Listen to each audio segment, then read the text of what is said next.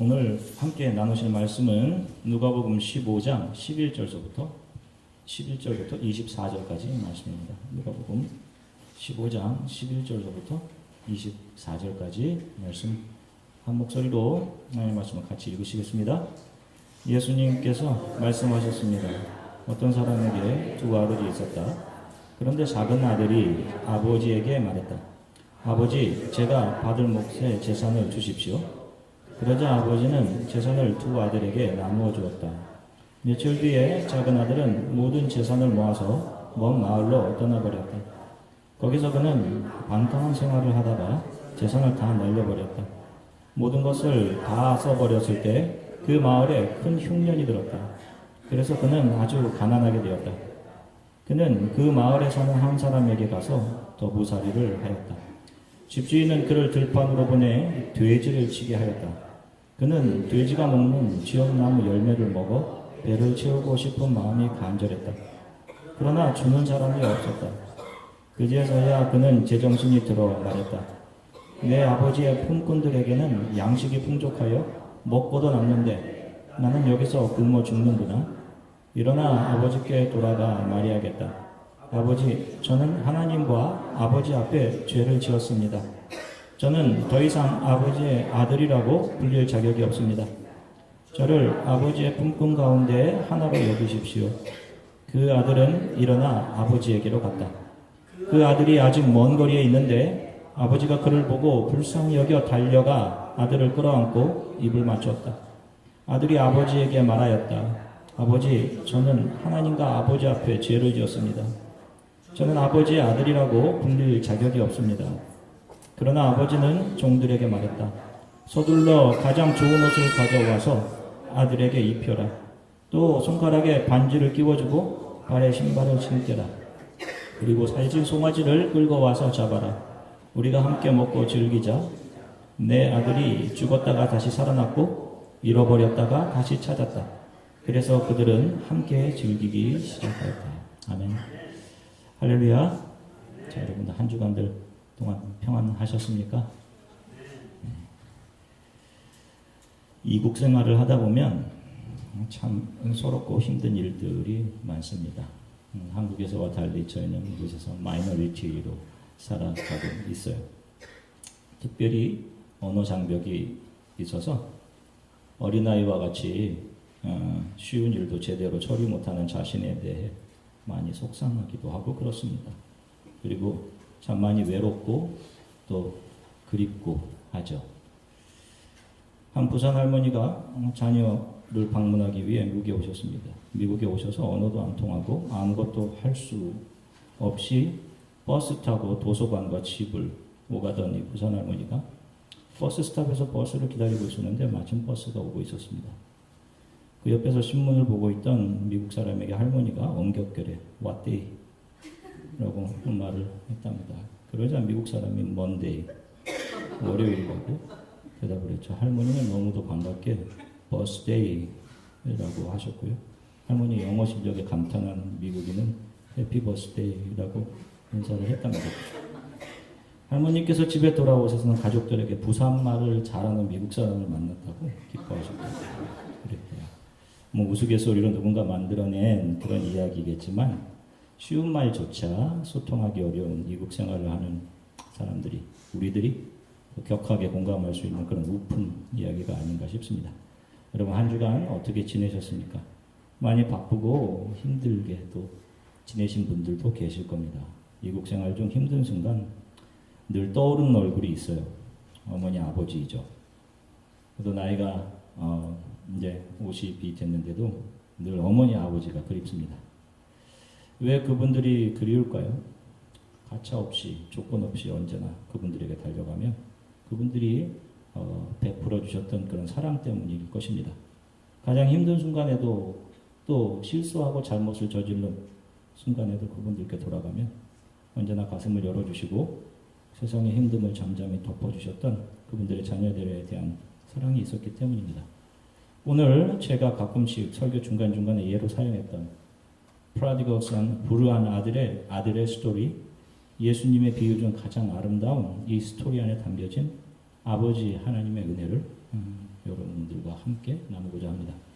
오늘 이 비유를 이해하기 위해서 먼저 우리는 이 비유를 듣고 있는 유대인들의 문화를 조금 이해할 필요가 있습니다. 그들의 삶의 중심에는 늘 하나님께서 그들에게 주신 율법이 자리 잡고 있었어요. 신명기 21장 18절서부터 21절 말씀 앞에 보시고 같이 읽겠습니다. 만약 한 남자에게 아들이 있는데 그가 마음이 고집스럽고 반항심이 있어 자기 부모에게 순종하지도 훈계할 때 귀 기울이지도 않는다면 그 부모는 그를 잡아다가 성문 앞으로 장로들에게 데려가서 장로들에게 말하라. 이 아이는 우리 아들인데 마음이 고집스럽고 반항적입니다. 우리에게 순종하지 않습니다. 방탕한 데다가 술꾼입니다. 그러면 그 성의 모든 남자들이 그를 돌로 쳐 죽이도록 하라. 너는 그런 악한 사람들을 너희 가운데서 제거하라. 그러면 온 이스라엘이 그 말을 듣고 두려워할 것이다. 아멘. 보세요. 율법은 부모에게 불의한 자녀들을 어떻게 해야 하는지 그 규정을 분명히 합니다. 한 아들이 부모에 대해 순종하지 않고 자기 주장을 굽히지 않고 고집을 피우거나 반항심을 가지면 부모는 그 아들을 성문 앞 장로들에게로 데려가 하면 성의 모든 사람들이 그 못된 아들에게 돌을 던져 그 아들을 돌로 쳐 죽이도록 율법은 그렇게 규정을 하고 있습니다. 무시무시한 규정이죠. 자, 이 율법이 지금 우리 모든 기독교 안에 예수 그리스도 안에 들어온 사람들에게 그대로 적용된다면 아마 살아있을 아들들은 하나도 없을 것입니다. 자, 여러분들 어떠세요? 여러분 부모님에게 고집을 피우거나 반항하신 적이 한 번도 없으신 분 여러분들 계신가요? 그렇다면 율법이 규정하는 바 다 죽어야 합니다. 율법이라는 것은 모든 하나님의 백성에게 다 적용되는 거니까요.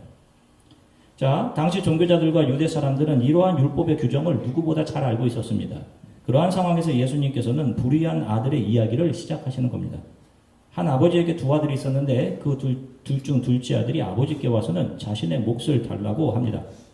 부모가 멀쩡히 살아계심에도 아버지에게 자신의 몫을 달라고 하는 아들은 아버지가 빨리 죽기를 바라는 패역한 아들로 취급되어 돌에 맞아 죽어야 마땅한 그런 자식이었습니다. 이 아들의 이야기를 꺼내자마자 이 이야기의 청자인 바리새인들과 서기관들은 그 둘째 아들의 이야기를 들으며 그 아들의 패역함에 대해서 분노했을 것입니다. 아버지가 살아계신데도 재산을 달라 하고 해서 그 재산을 가지고 이방 나라로 가서 아버지를 떠나버리고 그 돈을 다 사용했습니다. 그 돈이 자기 것인 양 허랑방탕에 자기의 유익과 자기의 즐거움을 위해 다 써버리고 맙니다. 자, 그런데 이 패역한 둘째 아들의 비유를 이해하기 위해 중요한 것은 그 내용뿐만 아니라 이 비유를 들려주시는 대상이 누군가 하는 것입니다. 이 대상이 15장 1절부터 3절 이 비유를 듣는 대상이 언급됩니다. 같이 한번 읽겠습니다. 많은 세리들과 죄인들이 말씀을 들으려고 예수님께 가까이 나왔습니다. 바리새파 사람들과 율법학자들이 수군거리기 시작했습니다. 이 사람이 죄인들을 받아들이고 함께 먹기까지 한다. 그러자 예수님께서 그들에게 이 비유를 말씀하셨습니다. 자, 보세요. 많은 죄인들과 세리들이 예수께 나오죠. 그때 바리새파 사람들과 율법학자들이 수군거립니다. 이 사람이 죄인들을 받아들이고 그들과 함께 먹기까지 한다라고 합니다. 바리새인들과 율법자들이. 이 말씀이 오늘 비유를 이해하는 중요한 키 중에 하나입니다. 이렇게 바리새파 사람들과 율법학자들이 예수에 대해서 비판하고 수군거리자 예수께서는 그들에게 이른 양의 비유와 이른 동전의 비유에 이어서 앞에 두 비유를 랩업하는 두 비유의 결론을 오늘 본문 불의한 아들의 비유를 통해서 결론을 내주시고 계신 것입니다. 자, 이제 예수께서는 참으로 배은망덕하고 악한 둘째 아들의 이야기를 시작하십니다. 둘째 아들이 아직도 돌아가지 않은 아버지에게 자신의 재산을 달라고 하죠. 15장 12절 쉬운 성경으로 같이 읽겠습니다. 그런데 작은 아들이 아버지에게 말했다. 아버지, 제가 받을 몫의 재산을 주십시오. 그러자 아버지는 재산을 두 아들에게 나누어 주었다. 자, 아버지가 돌아가신 후에야 자신의 재산을 처분할 수 있는 그 재산을 아버지가 엄연히 살아 계심에도 그것을 팔아 현금화해서는 아버지 곁을 떠나 먼 마을로 떠나버립니다. 참으로 배은 망덕한 일이 아닐 수 없죠. 계속해서 13절서부터 14절입니다. 같이 읽겠습니다. 며칠 뒤에 작은 아들은 모든 재산을 모아서 먼 마을로 떠나버렸다. 거기서 그는 방탕한 생활을 하다가 재산을 다 날려버렸다. 모든 것을 다 써버렸을 때 그 마을에 큰 흉년이 들었다. 그래서 그는 아주 가난하게 되었다. 자, 보세요. 아버지의 품이 아닌 그 품을 떠난 세상에서 행복과 유의를 찾아보려고 했던 아들의 계획은 성공했습니까? 아니죠. 자신에게 행복을 줄 것만 같았던 세상은 오히려 자신을 세상으로 끌어내어 둘째 아들의 모든 것을 강도처럼 빼앗아 버리고 맙니다. 여러분 잘 생각해 보십시오. 예수께서 말씀하시는 이 둘째 아들이 누구를 가리키는 거라고 생각하십니까? 모든 풍요와 아름다움을 제공해 주었음에도 하나님을 떠나 스스로 하나님 되려고 했던 아담, 그리고 하나님의 품이 아닌 자신들의 힘과 노력으로 이 세상에서 행복을 찾아보려고 했던, 이 세상에서 성공과 자기 자신의 욕망을 채우려고 했던 하나님을 떠난 모든 인간들, 하나님이 우리들에게 주신 모든 기회를, 그런 모든 기회에 대해 자기가 주인인 양, 그 안에서 자신들의 부와 자신들의 명성을 위해 사용하고 자신들의 즐거움을 위해 살며 욕망과 욕심이 이끄는 대로 살던 저와 여러분이 바로 이 둘째 아들입니다.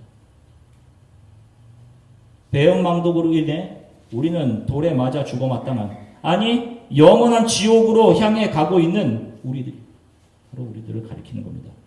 계속해서 누가복음 15장 17절서부터 18절 같이 읽겠습니다. 그제서야 그는 제정신이 들어 말했다. 내 아버지의 품꾼들에게는 양식이 풍족하여 먹고도 남는데 나는 여기서 굶어 죽는구나. 일어나 아버지께 돌아가 말해야겠다. 아버지, 저는 하나님과 아버지 앞에 죄를 지었습니다. 자, 잘 보세요. 아버지를 떠나 세상으로 가 방탕한 생활하던 아들이 갑자기 정신이 들어 말했습니다. 뭐라고 말합니까? 내 아버지의 품꾼들에게는 양식이 풍족했다라는 사실입니다. 자신이 이전에 아들로 있을 때에는 풍족이 뭔지, 내가 정말 풍족하구나, 나에게 감사의 조건이 이렇게 많았구나 라는 사실을 몰랐습니다. 아니, 매일 불평 불만이 있었을 거예요. 그래서 집을 나갔을 테니까요. 아들이라는 자격과 모든 것이 아버지로부터 공급되고 있었음에도 불구하고 이 작은 아들은 자신의 끝없는 욕망, 욕심, 자기가 원하는 바가 채워지지 않는 것에 대한 불만으로 살았습니다. 그래서 늘 그 자리에 있던 아버지의 사랑과 은혜로부터 등 돌리고 자기 몫을 주장해 세상으로 나가버립니다. 그러나 세상은 그에게 그가 원했던 행복을 주지 않습니다. 세상은 항상 달콤하게 사람을 유혹해서 그들을 아버지의 품에서 끌어낸 후 아버지를 떠난 그를 향해 갑자기 강도로 돌변해 그를 거반 죽게 만들어버리는 겁니다. 그래서 그는 유대인들이 그리도 경멸하는 돼지 우리 속에서 돼지를 치며 그 돼지가 먹는 열매로 자기 허기를 채우는 그 상태까지 떨어지게 되는 겁니다. 그러다가 그에게 갑자기 든 생각이 내 아버지의 품꾼들에게는 양식이 풍족했다라는 사실입니다. 내 아버지 집에는 그 집에 속해 있던 종들조차 품꾼도 양식이 풍족하게 됐다는 것을 인지하게 된 겁니다. 그러니 그때 아들이었던 자신에게 부어졌던 아버지의 풍족한 은혜와 사랑은 얼마나 더 컸겠습니까? 이전에는 한 번도 알지 못했는데 그 아버지의 은혜를 세상이라는 사탄이라는 강도를 만나 인생의 가장 밑바닥에 유대인들이 경멸하는 돼지들 사이에서 이 사실을 깨닫게 됩니다. 누가 이런 깨달음을 주시는 겁니까? 누가 하나님에 의해 선택받은 하나님의 자녀들에게 이러한 깨달음을 주시느냐고요. 누가 죄에 대해서, 누가 의에 대해서, 누가 심판에 대해서 우리에게 알게 하십니까? 우리의 의지나 우리의 지식이 아닌 성령입니다. 여러분들이 살아가면서 성령께서 우리들에게 그런 자각을 주시는 겁니다. 둘째 아들이 지금 자신의 참모습, 아버지를 떠나 세상과 친구되어 그 안에서 즐기며 세상을 정복하겠다던 자리에서 그 세상의 노예가 되어 돼지우리에서 돼지가 먹는 것으로 연명하는 자신의 모습에서 아버지를 떠난 자신의 실존을 깨닫게 됩니다. 그리고 결심하죠. 19절, 누가복음 15장 19절입니다. 같이 읽겠습니다. 저는 더 이상 아버지의 아들이라고 불릴 자격이 없습니다. 저를 아버지의 품꾼 가운데 하나로 여기십시오. 아버지의 사랑과 은혜를 배신하고 등 돌려 세상으로 떠나갔다. 세상이라는 강도 만나 거반 죽게 된 자신의 실존을 본 아들은 아버지께로 돌아가겠다라고 결심합니다. 그런데 그보다 더 귀한 것은 스스로에게 드러나고 발각된 자신의 죄 앞에 자신은 다시 아들로 돌아갈 자격이 없다는 사실을 알게 된 겁니다. 내가 지은 죄는, 아버지 앞에 지은 죄는 아들이라 불릴 자격이 없는, 용서받을 수 없는 죄였다라는 사실을 알게 되는 겁니다. 이 아들이 아버지께로 가서 저는 더 이상 아들이라 불릴 자격도 없습니다. 그는 그냥 저를 종들 중에 하나로 여겨주세요 라고 말하리라고 용기를 내고 그 아버지께로 돌아가죠. 그러나 아버지는 먼저 나와서 불의한 아들을 향해 누군가 돌을 던질까, 마을 어귀에서 그 아들을 먼저 기다리고 계셨습니다. 누가복음 15장 22절서부터 24절 함께 읽으시겠습니다. 그러나 아버지는 종들에게 말했다. 서둘러 가장 좋은 옷을 가져와서 아들에게 입혀라. 또 손가락에 반지를 끼워주고 발에 신발을 신겨라. 그리고 살진 송아지를 끌고 와서 잡아라. 우리가 함께 먹고 즐기자. 내 아들이 죽었다가 다시 살아났고 잃어버렸다가 다시 찾았다. 그래서 그들은 함께 즐기기 시작했다. 아멘.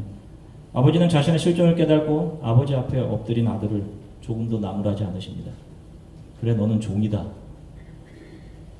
너는 이렇게 형편없는 죄를 저질렀구나 라고 하지 않으시고, 이 아들은 죽었다 살아난 내 아들이다 라고 하시며 가장 좋은 옷과 상속자의 반지를 그의 손에 끼워주십니다. 그리고는 살진 송아지를 잡아 아들과 함께 먹었습니다. 이 뒤를 이어 중요한 한 에피소드가 이어나옵니다. 누가복음 15장 25절서부터 28절입니다. 같이 한 목소리를 읽겠습니다. 그때 큰아들은 밭에 있었다. 그가 돌아와 집 가까이에 다가왔을 때 음악소리와 춤추는 소리를 들었다. 그는 종 하나를 불러 무슨 일인지 물어보았다. 종이 아우님이 돌아오셨습니다. 무사히 건강하게 아우님이 돌아왔기 때문에 주인 어른께서 살찐 송아지를 잡았습니다 하고 대답했다. 큰아들은 화가 나서 집에 들어가려고 하지 않았다. 그의 아버지가 밖으로 나와 큰 아들을 달랬다. 자, 보세요. 밭에서 돌아온 큰 아들이 집에 잔치 소리가 나는 것을 보고 종에게 묻습니다. 종이 둘째 아들이 돌아왔기에 주인께서 잔치를 벌이시는 겁니다. 아버지가 그 둘째 아들과 함께 먹고 마시고 계십니다 라고 이야기를 했습니다. 이때 이 큰 아들의 반응이 어떻습니까? 그게 심히 노하고 돌아온 둘째 아들이 아버지와 함께 먹고 마시고 있는 집에 들어가려고 하지 않습니다. 자, 지금 이 모습이 누구의 모습과 똑같나요? 좀 전에 제가 이 스토리를 이해하기 위한 키라고 말씀드렸던 누가복음 15장 2절에서 이 비유의 청자인 누구입니까? 같이 읽겠습니다. 15장 2절. 바리새파 사람들과 율법학자들이 수군거리기 시작하였습니다. 이 사람이 죄인들을 받아들이고 함께 먹기까지 한다. 자, 보십시오. 이 큰 아들이 누구와 같은 모습으로 드러나는 겁니까? 바리새인과 율법사들입니다. 바로 예수를 향해 세리 창녀들 죄인들을 받아들이고 그 죄인들과 함께 먹는다고 비난하던 바리새인들과 율법사의 모습이 이 큰 아들로 투영되어 우리들에게 보여주는 겁니다. 그 큰 아들이 아버지에게 하는 말을 보세요. 누가복음 15장 29절서부터 30절입니다. 함께 읽으시겠습니다. 큰 아들은 아버지에게 말했다. 보십시오. 저는 수년 동안 아버지를 섬겨왔습니다. 그리고 한 번도 아버지의 명을 어기지 않았습니다. 그런데 아버지께서는 한 번도 저를 위해서 친구들과 즐기라고 염소새끼 한 마리 주신 일이 없었습니다. 그런데 창녀들과 함께 아버지의 재산을 다 써버린 아들이 집에 돌아오니까 아버지께서는 그를 위해 살진 송아지를 잡으셨습니다. 자, 보세요. 큰 아들은 아버지께 먼저 자기 자신은 아버지를 수년 동안 잘 섬겨왔습니다 라고 이야기합니다. 자, 이것이 누가복음 18장 바리새인의 기도의 내용과 너무도 똑같아요. 누가복음 18장 11절서부터 12절입니다. 같이 읽겠습니다. 바리새파 사람이 서서 이렇게 기도하였다. 하나님, 저는 다른 사람, 즉 사기꾼, 죄인, 간음을 행하는 자와 같지 않고 이 세리와 같지 않은 것에 감사를 드립니다. 저는 일주일에 2번씩 금식하며 모든 수입의 11조를 바칩니다. 똑같아요. 반면에 이 바리새인과 같이 기도하던 세리를 볼게요. 18장 13절입니다. 함께 읽겠습니다. 한편 세리는 멀리 서서 감히 눈을 들어 하늘을 보지도 못하고 다만 가슴을 치며 말했다. 하나님, 이 죄인을 불쌍히 여겨주십시오. 이 세리는 두 아들 중 누구와 똑같은 모습인가요? 아버지 앞에 머리 숙인 패역했던 둘째 아들입니다. 하나님은 바리새인들의 기도를 듣지 않으시고 이 세리의 기도를 받으셨습니다. 큰 아들의 아버지에 대한 불만을 보십시오. 자신은 지금까지 아버지의 말을 잘 들었는데 자신에게는 염소 새끼 한 마리 안 잡아주시고 패역한 둘째 아들을 위해서는 잔치를 벌어주셨다라고 불평합니다. 여러분, 이게 굉장히 중요합니다. 그는 아버지께 자신이 의롭게 아버지를 섬겼다라고 자신의 의를 드러냅니다. 만일 그가 진심으로 아버지를 사랑했다면 그의 섬김은 아버지의 사랑과 은혜에 대한 감사에서 자발적으로 나와야 하는 것입니다. 그런데 그가 대가를 이야기합니다. 나를 위해서는 해준 게 뭐가 있습니까? 라고 분노를 발해요. 이것은 이 큰아들이 지금까지 아버지에게 한 순종은 아들로서 값없이 모든 것을 제공해 주신 아버지의 은혜와 사랑에 대한 순종이 아니라 결국 자기도 언젠가 아버지로부터 한 몫을 얻어내려 하는 위장된 순종이었음을 자기 스스로 드러내고 있는 것입니다. 결국 이런 성실함은, 이런 섬김은 결국 무엇인가를 아버지로부터 얻어내고자 하는 불순한 목적이 있는 그런 성실인 겁니다. 그래서 이들이 이런 것이 주어지지 않으면 아버지를 버리는 겁니다. 그래서 이들이 예수를 십자가에 못 박는 겁니다.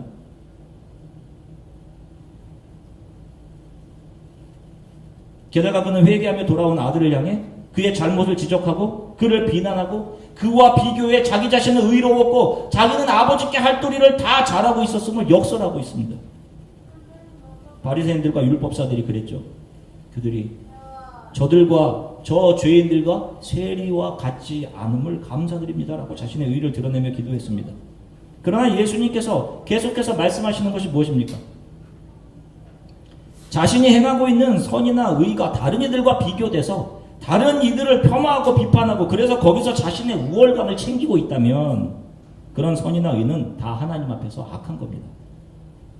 그런 사람들은 아버지 하나님의 은혜를 알지 못하는 사람들이라는 겁니다. 이 큰아들이 바로 바리새인과 서기관들 너희들이다 라고 말씀하시는 거예요.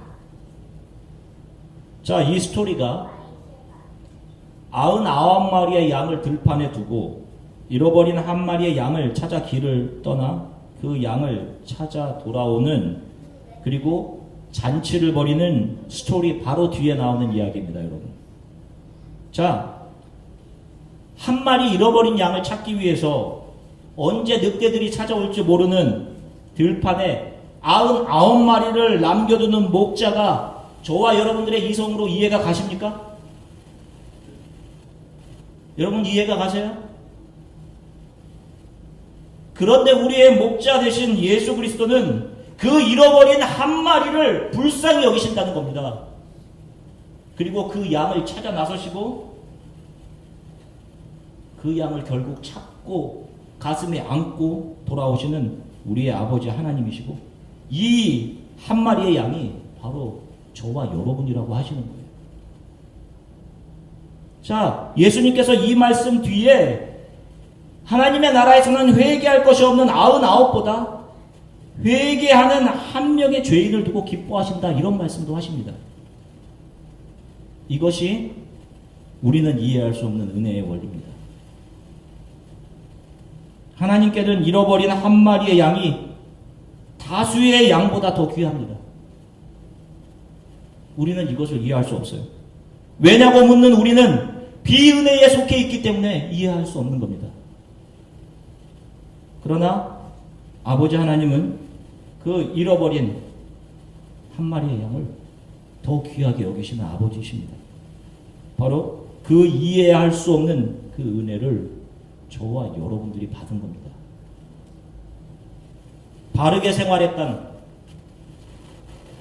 종교적으로 옳게 생활했던 큰 아들이 아닌 자신의 바른 생활을 패역한 작은 아들과 비교해서 그를 비판하고 아버지의 처우가 부당하다고 불만하는 큰 아들이 아닌 자신이 감히 아버지의 아들이라 불릴 자격이 없음을 인정하며 그 발 앞에 무릎 꿇은 작은 아들을 하나님은 죽었다 살아난 아들, 그들이 거듭난 성도라고 불러주시는 겁니다. 율법에 의해 돌에 맞아 죽어야 하는 그 패역한 아들을 죽었다 살아난 아들이라고 하시죠? 거듭난 아들이라고 해주시죠? 그 아들, 그 자녀가 거듭나기 위해 한 게 무엇이 있습니까? 그 아들, 그 자녀를 위해 예수께서는 저와 여러분들에게 쏟아져야 하는 사망의 돌망이를 십자가에서 본인의 몸으로 다 받아내시고 우리들의 패역의 대가를 아버지가 십자가에서 치러주신 것입니다. 우리가 오늘 스토리를 통해 곰곰이 생각해 봐야 합니다. 나는 어떤 사람인가 도대체? 패역한 상태로 아버지를 떠난 자인가? 나의 패역함을 알고 나는 감히 아버지께 자녀라고 부를 자격도 없습니다 라고 하며 아버지 예수 그리스도 앞에 날마다 엎드리는 사람인가? 또 하나님을 섬긴다고 말하면서 하나님의 은혜는 전혀 모르고 사람들을 자신의 의의 기준으로 비판하는 사람은 아닌가? 여러분 생각해 보셔야 합니다. 누가 참 자녀인가요? 누가 크리스찬인가요? 누가 하나님이 기뻐하시는 성도인가요? 자신이 감히 하나님의 아들이라 불릴 자격이 없음을 알고 아버지의 발 앞에 엎드려 우는 사람들이 참 아들이요 성도인 겁니다, 여러분. 그래서 제가 늘 말씀드리는 거예요. 착하게 살려고 노력하지 마세요, 여러분. 은혜를 모르는 상태에서 나오는 모든 것은 그것이 이 세상이 규정한 착하고 선인 것이라 할지라도 여러분 그것은 다 여러분들을 위한 것일 뿐입니다.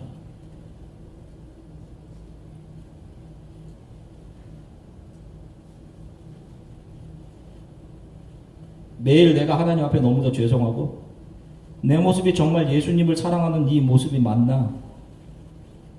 참 자신의 모습이 너무도 절망스러운 분들이 계실 겁니다. 저에게도 오셔서 그렇게 말씀하시는 분들이 계세요. 목사님, 제가 정말 신앙생활을 잘하고 있는지 모르겠습니다. 왜 내 안에는 이렇게 악한 것이 있고 늘 의심하고 왜 이렇게 늘 실망하고 늘 실수하고 넘어지는지 모르겠어요. 하시는 분들이 있어요. 여러분들이 그거 가지고 예수 발 앞에 엎드리면 여러분들이 진짜 하나님의 은혜로 덮여지는 하나님의 자녀가 맞는 겁니다. 여러분. 우리는 그렇게 여러분 하루하루 그렇게 예수 그리스도의 발 앞에 엎드리며 견디며 이기며 가는 거예요. 여러분 이 길.